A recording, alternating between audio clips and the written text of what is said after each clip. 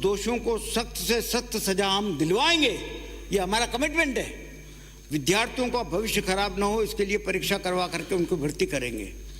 इसलिए आप सीबीआई की जिद छोड़ो। राजस्थान पुलिस बहुत सक्षम पुलिस है। मैं आपकी सीबीआई की मांग को भी खारिज करता हूँ। बच्चों के साथ साथ राजस्थान की 7 करोड़ जनता तुमको जो देख रही है, बहुत दुख है मुझे इस बात का।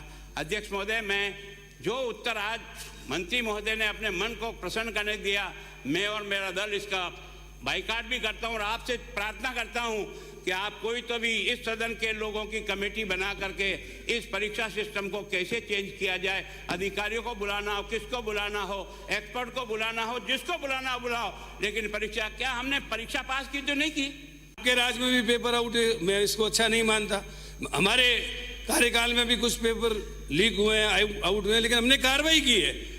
1 करोड़ 12 लाख रुपए की संपत्ति जब्त की है और 4 अभी शिक्षा विभाग के कर्मचारियों को हमने नौकरी से बर्खास्त कर दिया है और जो भी लोग लिप्त पाए जाएंगे उसके खिलाफ सख्त से सख्त कार्रवाई की जाएगी। तो जिन्हें उदाराम के नाम के व्यक्ति से प्रश्न पत्र जब्त किया, एसओजी आगे नहीं बढ़ी क्योंकि एसओजी को यह प्रश्न पत्र सुरेश ढाका ने दिया और अब आपने उस उदाराम की संपत्ति जब्त की। क्या आपने उदाराम के मकान को तोड़ा? क्या आपने किराए के मकान को तोड़कर उद्गम की उस संस्था को, भूपेंद्र सारंग की संस्था को, किराए पर चलती थी, जो ये खुद किराया नहीं देता था, जो कहता था किराया मांगने पर मुझे मंत्री के नाम से धमकाते हैं, कौन ये मंत्री? आपने कार्रवाई नहीं की।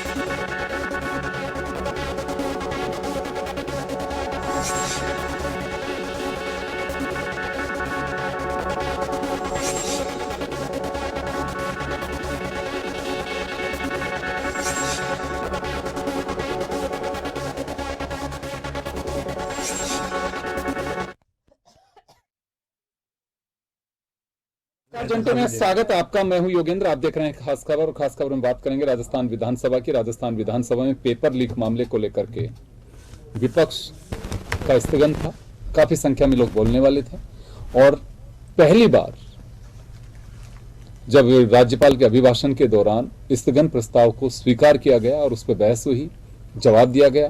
बड़ी बात यह निकल करके आई कि राजस्थान सरकार सीबीआई से जांच नहीं कराएगी इस मामले की। लेकिन एक बड़ी बात यह भी निकल करके आई है कि चाहे सीएलपी लीडर हों या दूसरे नेता जो बोले, हमारे साथ अनीता बघेल जी भी हैं इस वक्त मौजूद, वो भी उसमें उनका भी स्थगन था। तमाम लोगों ने दोनों पक्ष से एक चिंता जाहिर करने के साथ साथ एक बड़ा सुझाव दिया है कि इसका कोई सॉलिड प्रूफ, कोई हमें मैकेनिज्म डेवलप करना पड़ेगा। आरोप प्रत्यारोप से नहीं, उस राज्य में भी हुए, ये कोई एक राज्य में हुए नहीं हुए उससे मतलब नहीं है, लेकिन बच्चों के भविष्य से जुड़ा मामला है। इसमें हमें कोई ना कोई ठोस आधार बनाना पड़ेगा ताकि ये जो नेक्सस बनता जा रहा है पेपर लीक का, माफियाज जो डेवलप हो रहे हैं, इनकी कमर तोड़ी जा सके। तो चले मुद्दे पर चर्चा करेंगे। हमारे साथ अनीता बघेल जी हैं, नमस्कार। पूर्व मंत्री और भाजपा विधायक। हमारे साथ खुशवीर सिंह जोजावर जी हैं, विधायक इंडिपेंडेंट, और हमारे साथ हमारे सहयोगी योगेंद्र पंचोली हैं। मैं आपके पास आना चाहूंगा अनीता जी, आपका खुद का स्थगन था, आप खुद बोली भी उसके अंदर। क्या लगता आपको कि चले चर्चा हुई और हाउस में विपक्ष अपनी बात रख सकता है? स्पीकर ने पहली बार अलाउ किया स्थगन प्रस्ताव क्योंकि प्रदेश से जुड़ा मुद्दा था, और रिजल्ट ये निकल करके आया कि सीबीआई जांच नहीं होगी और कोई ठोस आधार ऐसा बनाया जाना चाहिए ताकि पेपर लीक भविष्य में ना हो सके। सबने अपने अपने सुझाव भी रखे।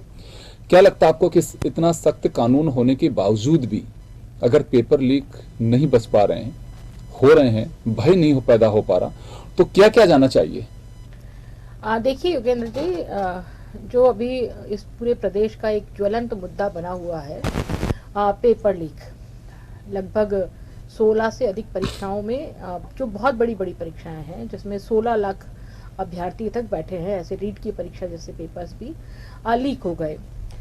अब लीक होने के बाद नया कानून लेकर के आई सरकार, समय की आवश्यकता थी और उसमें कठोर प्रावधान भी किए गए।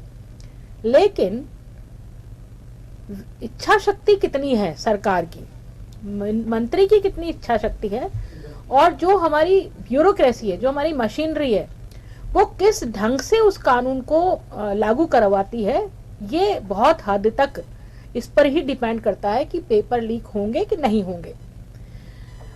जो रीट की परीक्षा है, देखिए उसमें राजीव गांधी स्टडी सर्किल के लोगों का इन्वॉल्वमेंट है। स्ट्रांग रूम से पेपर आउट हो जाता है, पेपर निकल जाता है। हमारे जो माध्यमिक शिक्षा बोर्ड के जो चेयरमैन हैं जालोरी जी, वो इस्तीफा देते हैं और वो ये बात कहते हैं कि यदि मुझसे बयान लिए जाएंगे, यदि मुझसे पूछा जाएगा तो इसमें बहुत बड़े बड़े लोगों का हाथ है। वो जब ये कहते हैं तो निश्चित रूप से सरकार पर कहीं ना कहीं संदेह का एक बहुत बड़ा प्रश्न चिन्ह लगता है, और वो संदेह पर सरकार का प्रश्न चिन्ह लगता है तब सरकार अपने बचाव में रीट की परीक्षा के बाद में ये बिल लेकर के आती है, कानून बनाती है जिसमें 10 करोड़ तक की संपत्ति और 10 साल तक की सजा का प्रावधान है। लेकिन ये कानून आने के बाद भी वही सुरेंद्र ढाका जो कांस्टेबल भर्ती परीक्षा में अपराधी है और जिसको पुलिस ढूंढ रही है, वही सुरेंद्र ढाका ये जो आरपीएससी जैसी महत्वपूर्ण संस्था जो पूरे हिंदुस्तान भर में अपनी पहचान रखती है, वो आरपीएससी जैसी महत्वपूर्ण संस्था पर भी एक काला धब्बा पेपर आउट का लग जाता है। तो ये, और वही सुरेंद्र ढाका इसमें भी नामजद होता है। और सबसे बड़ी बात है, एसओजी की बात सरकार ने कही है, आपने एक बात कही है कि सीबीआई से जांच नहीं कराएंगे। विधानसभा में अपनी बात बोलते समय भी मैंने ये बात कही कि ठीक है, आप विधानसभा में सीबीआई से जांच मत कराइए, परंतु आप कौन सी एसओजी से जांच करा रहे हैं? वो एसओजी जिसकी एडिशनल एसपी दिव्या मित्तल अभी कुछ दिन पहले ही 2 करोड़ रुपए की रिश्वत मांगने के केस में एंटी करप्शन ब्यूरो ने उसको गिरफ्तार किया है। अमिता जी, एक सवाल है मेरा, देखिए ये गवर्नमेंट के ऑर्गेनाइजेशंस हैं, स्थायी कोई नहीं होता इसमें, एसओजी हो चाहे एसीबी हो, उसमें ट्रांसफर पोस्टिंग होती है। अब दिव्या मित्तल आज यहाँ पे एसओजी में रही, पहले कहीं और रही, एसओजी में पहले दूसरे अधिकारी रहे। सरकार में जब भी कोई होता है, सरकार जिसकी होती है वो तारीफ करते हैं कि देखिए इतना बढ़िया ऑर्गेनाइजेशन, अधिकारी वही होते हैं, लेकिन जैसे विपक्ष में होते हो तो हम उंगली उठाते हैं। या तो कोई वास्तव में वहां पे लेकुना है। आज गुलाबचंद जी कटारिया साहब जब धारीवाल जवाब दे रहे थे तो कटारिया जी को भी कहा कि आप ही तारीफ करते थे एसओजी की, आज एसओजी में बुराइयां कैसे हो गई? मैंने कहा ना, व्यक्ति तो व्यक्ति डिपेंड करने लगा है। इंस्टीट्यूशंस में जो भी संवैधानिक इंस्टीट्यूशंस हैं, जो भी सरकारी संस्थान हैं, यदि उसमें व्यक्ति टू व्यक्ति वेरी करेगा तो निश्चित मानिए कि हमारा जो डिग्रेडेशन है, जो निम्न स्तर है, वो उस पर जाएगा ही जाएगा। मैं आ रहा हूँ, वापस आता हूँ एक बार आपके पास में। खुशवीर जी का रुख करना चाहूंगा। सर, क्या लगता है आपको कि बहस हुई, समय का कुछ ज्यादा हंगामा हो तो 10 मिनट के लिए स्थगित भी करना पड़ा हाउस को, कोई बात नहीं, लेकिन उसके बाद में चर्चा हुई, जवाब दिया गया, दो मंत्री जवाब दिए विपक्ष की ओर से या इंडिपेंडेंट एमएलए जिन्होंने स्थगन लगाया उन्होंने अपने सवाल खड़े किए। क्या लगता है ओवरऑल निकला क्या, निचोड़ क्या निकला? क्योंकि प्रदेश की जनता इस तरह से देख रही है इस पवित्र सदन की ओर कि भविष्य में जो एग्जाम होंगे फुल प्रूफ हो पाएंगे और कभी कोई इस तरह की स्थितियां नहीं बन पाएंगी। क्या वास्तव में इस चर्चा से हाउस में जो आप लोग 200 जनप्रतिनिधि 7.5 करोड़ जनता का प्रतिनिधित्व करते हैं, वो रिजल्ट निकल पाएगा? ये ऐसा विषय है कि इस पे हमें दलगत राजनीति से ऊपर उठकर इसका समाधान निकालना पड़ेगा। और इसके लिए मैं आज विधानसभा अध्यक्ष महोदय को धन्यवाद दूंगा। उन्होंने एक बताया कि पहले जिला के हिसाब से जिला के उन युवाओं को बोनस अंक भी मिलते थे और कभी इस तरह की घटना नहीं हुई। आज हम आरोप प्रत्यारोप लगा सकते हैं, विपक्ष वाले पक्ष पे लगाएं, पक्ष वाले विपक्ष पे लगाएंगे। सरकार किसी की भी रही हो, चाहे भाजपा की रही, कांग्रेस की रही, अन्य रही, सभी सरकारों में ये इस तरह की बातें हुई है। अब हम सीबीआई की मांग करने की विपक्ष ने बात की है, सीबीआई से जांच करवाए, तो जो जहां सीबीआई है भारत सरकार में वहां पे भी तो हो गया, तो वहां पे सीबीआई ने क्या रिजल्ट दिया हमें?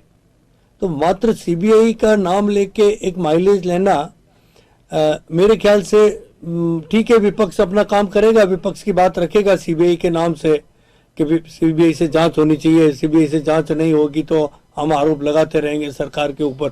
इसमें हो सकता है, बिल्कुल मैं इस चीज को मानता हूँ, इंटेलिजेंसी फेलियर, इतना बड़ा स्कैम जब होता है तो कहीं ना कहीं इंटेलिजेंसी का फेलियर का मामला सामने आता है। तो मैं तो इस बात पर यही सुझाव दूंगा कि साहब पेपर लीक, मैं आपको कहना चाहूंगा इससे भी बढ़कर आने वाले समय में युवाओं में बहुत बड़ा आंदोलन होगा। पश्चिमी राजस्थान वाले हमारे जो युवा है वो भटक रहे हैं, उन युवाओं को नौकरी नहीं मिल रही है। शैक्षणिक दृष्टि से हमारा पश्चिमी राजस्थान जो है, आज विधानसभा में मैंने कहा कि कहीं ये मांग नहीं उठने लग जाए कि मध्य प्रदेश अलग बनाया जाए। आज पश्चिमी राजस्थान के युवा शैक्षणिक दृष्टि से पिछड़े हुए हैं। अब हमारे यहाँ जितनी भी वैकेंसी आती है दूसरे जिलों से आ जाते हैं, वो भर्ती होकर 2 महीने रह के और वापस चले जाते हैं। तो ये भी एक दूसरा इशू, इम्पोर्टेंट इशू है। पेपर लीक होना तो बहुत ही बड़ा इशू है, लेकिन सीबीआई से मांग करना, सीबीआई वालों के खुद के घर में पेपर लीक हो रहे हैं, तो वो जिलेवार भर्ती हो। और आईटी का जमाना है साहब, हम तो यहाँ तक सुन रहे हैं कि वोटिंग मशीन भी हैक हो रही है। तो ये भी चर्चा का विषय है पूरे देश में। मैं नहीं कह रहा हूँ, मैं जब तक ऑथेंटिक कोई बात नहीं आती मैं कह नहीं सकता हूँ, आरोप नहीं लगा सकता हूँ, लेकिन चर्चा का विषय है जिस तरह। और पेपर लीक तो हमारे सामने है, तो आईटी का जमाना वही है। सबसे बड़ी बात यही है कि इसको कहा जा रहा है कि आईटी का युग है, ठीक बात है। ये चर्चा भी आई सामने कि उसके भी अपने कुछ साइड इफेक्ट्स हैं। हम ऑनलाइन एग्जाम की बात करते हैं, आरोप लगते हैं, साइबर क्राइम जिस तरह से बढ़ता जा रहा है, अच्छी अच्छी चीजें में सेंध लगा देते हैं। आपको ध्यान होगा अमेरिका किस तरह से ठप हुआ, उसकी फ्लाइट्स को सबको रोकना पड़ा, जो जिस तरह की चीजें हैं। मैं सिर्फ ये चाह रहा हूं, आपने बिल्कुल ठीक कहा, हाउस के अंदर गुलाबचंद कटारिया जी ने भी कहा कि दलगत राजनीति से अलग हट करके हमें इस बात पर कोई ना कोई, ये नहीं कि आपके वक्त ये पेपर आउट हुए, हमारे वक्त ये पेपर आउट हुआ, आपके वक्त इतने लोग गिरफ्तार हुए, उसके वक्त इतने गिरफ्तार, इससे कोई रिजल्ट निकलने वाला नहीं है। तो वही जोजावर साहब मैं जानना चाह रहा हूं कि क्या वास्तव में अब वक्त आ गया है कि सख्त कानून तो है लेकिन उसका एहसास कराया जाना चाहिए, तभी मुझे लगता है कि कुछ असर पड़ेगा इसका। कानून समय समय पर बदला है और बदलता रहेगा, आगे भी बदलता रहेगा। एक वृक्ष को हम जब छोटे से बड़ा होता है, तना निकलता है, टहनी निकलती है, और जो जो बढ़ता है जो टहनी निकलती जाती है। तो जो इस तरह के लोग जो होते हैं वो कहीं न कहीं से कमी निकाल के और इसको हैक करने का नए नए तरीके ढूंढते हैं। आप कानून हम यहाँ बना रहे हैं, वो उससे आगे बढ़ रहे हैं। तो ये एक सबको विचार करना होगा। युवाओं के भविष्य को लेके मेरे सामने कई युवा है, ईमानदारी से कह रहा हूँ, रो पड़े, उनकी आंखों में पानी आया जब मैं 3 दिन पहले। युवाओं की बात कर रहे हैं, बहुत सारे परिवारों को जैसे झटका लगा हो। देखिए, बड़ी अजीब स्थितियां होती हैं। अनीता जी ने हाउस में भी कहा था कि हम में से बहुत सारे लोग जो बैठे हुए हैं, इनको परवाह नहीं है कि एग्जाम हो नहीं हो, कोई फर्क नहीं पड़ता, लेकिन उस गरीब की पीड़ा को समझने की कोशिश करनी चाहिए। कोई कैसे पैसे इकट्ठे करता है, वो कोचिंग लेने के लिए भेजता है, एग्जाम की तैयारी करवाता है, और एग्जाम के बाद में पता लगता है कि रिजल्ट तो जब आएगा जो आएगा, माफियाओं ने पहले रिजल्ट डिक्लेयर कर दिया कि आपका पेपर ही लीक हो गया।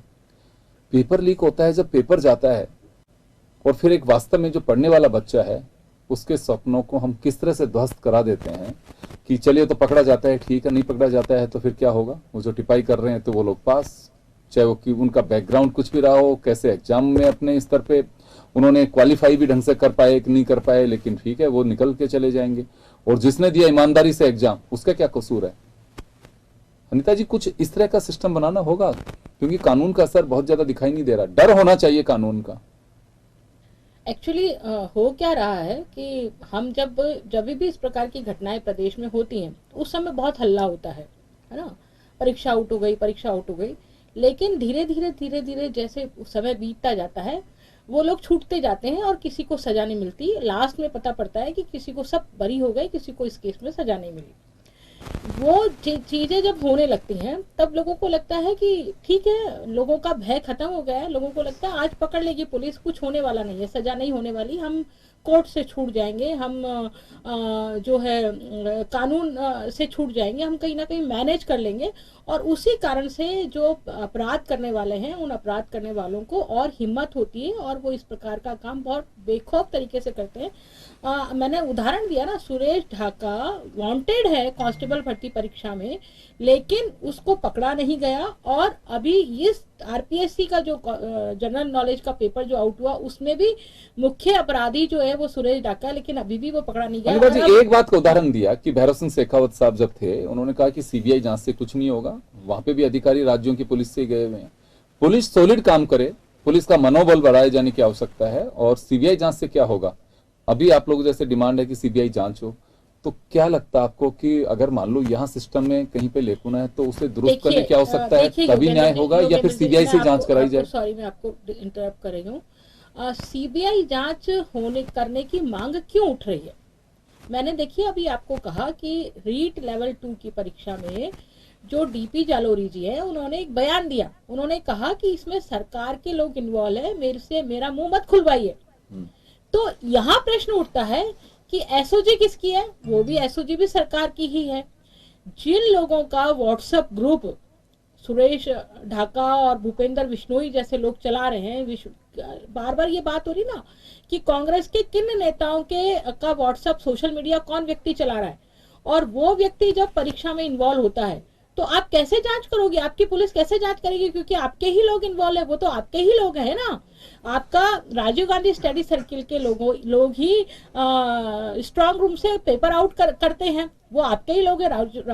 राजीव गांधी स्टडी सर्किल के लोग कहाँ से आए? वो आपके ही संगठन से आए। इसलिए सीबीआई की जांच की मांग कर रही है, ताकि सीबीआई चूंकि राज्य सरकार के अंडर में नहीं है, तो एक ट्रांसपेरेंट, एक पारदर्शिता से उसकी जांच हो जाएगी, तो दूध का दूध, पानी का पानी हो जाएगा। जोधार साहब, क्या लगता है आपको कि राजस्थान पुलिस पे भरोसा नहीं है विपक्ष को? सीबीआई से जांच हो, सीबीआई से जांच होगी तभी न्याय मिल पाएगा। क्या सीबीआई किसी सरकार के अधीन नहीं है? क्या राजस्थान पुलिस किसी सरकार के अधीन नहीं है? अगर यहाँ विश्वास नहीं है तो वहाँ कैसे विश्वास हो सकता है? ये हमारा काम है, हम आरोप प्रत्यारोप करते रहेंगे। लोकतंत्र के अंदर विपक्ष का काम है, विपक्ष करता रहेगा। लेकिन सही मायने में मैंने बहुत दो टूक शब्दों में ऐसी बात कही जो 75 वर्षों में कोई विधायक बोलने की हिम्मत नहीं कर पाया, वो बात मैंने कही है जी। तो मैं तो साफ कह रहा हूँ कि जिस तरह हम ये मान रहे हैं कि राजस्थान की सरकार पे दबाव में राजस्थान की पुलिस है, तो सीबीआई कोई न कोई सरकार के दबाव में है। तो ये कह के हम हमारा काम कर रहे हैं, लेकिन उन युवाओं के लिए हम क्या कर रहे हैं, उसके लिए हमें ठोस कदम उठाना होगा। और अन्यथा अराजकता फैल जाए कि आप और हम कल्पना नहीं करें, वो ऐसा आंदोलन होगा। फिलहाल सीबीआई की जांच को लेकर के आपका क्या मानना है? सरकार ने खारिज कर दी है, खासकर बीजेपी और आरएलपी इसकी मांग कर रहे थे। तब ये उनका काम है, विपक्ष का काम है, वो सीबीआई की मांग करेंगे जी। क्योंकि उनको मालूम है भारत सरकार के अधीन है सीबीआई। और राजस्थान, लेकिन सरकार का एक तर्क ये भी है कि भर्तियां अटक जाएंगी, पूरा रिकॉर्ड लेके जाना, तमाम चीजें लेके जाना, फिर वो भर्तियां जब तक उसका डिस्पोजल नहीं होगा तब तक हो नहीं पाएंगी। आप ये पता कर लें कि सीबीआई का जो केस हुए कितने साल के पेंडिंग पड़े हैं, आज भी आप देख लें।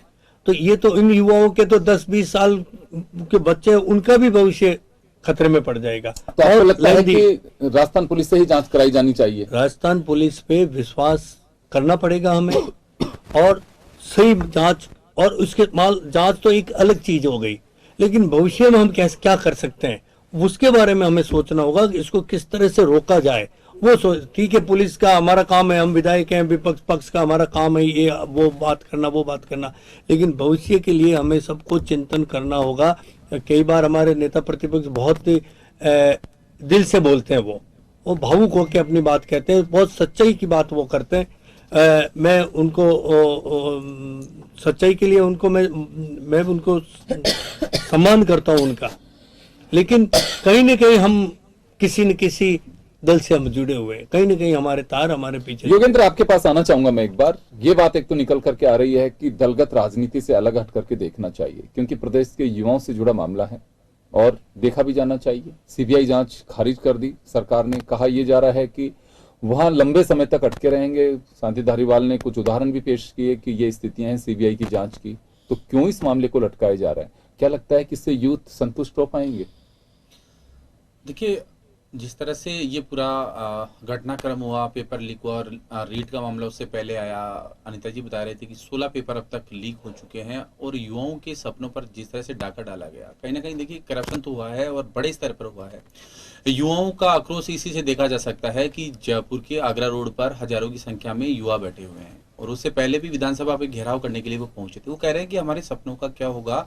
जिस तरह से एक गरीब किसान का लड़का या किसी भी व्यक्ति का मध्यम वर्ग का जो लड़का है अपना भविष्य संवारने के लिए राजधानी में आता है, कहीं पे भी कोचिंग लेता है, उसके बाद वो पूरी मेहनत करता है, किस तरह से वो अपने सपने संजोता है, लेकिन जब पता चलता है कि एग्जाम दे दी उसने बड़ी डेडिकेशन के साथ, उसके बाद अगर पेपर लीक होता है, यानी कहीं ना कहीं उन लोगों पर लगाम किस तरह से लगेगी। सत्ता पक्ष ने कह दिया कि सीबीआई जांच नहीं होगी, विपक्ष कह रहा है, आरएलपी कह रही है कि जांच होनी चाहिए। जांच हो नहीं हो, लेकिन कम से कम उन लोगों पर लगाम तो लगे ताकि 17वां जो पेपर है वो आउट नहीं हो। ये उनको दिलासा कौन दिलाएगा? तो कहीं ना कहीं विपक्ष और सत्ता पक्ष दोनों ही इस मामले में कटघरे में ही नजर आ रहे हैं, क्योंकि अगर इतना पुरजोर तरीके से युवाओं के सपनों को बुलंद करने का विपक्ष काम करता तो सत्ता पक्ष पर कहीं ना कहीं दबाव भी बनता। तो ये स्थितियां हैं और विधानसभा चल रही है। अनिता जी, देखिए, चांस अभी खत्म नहीं हुआ है।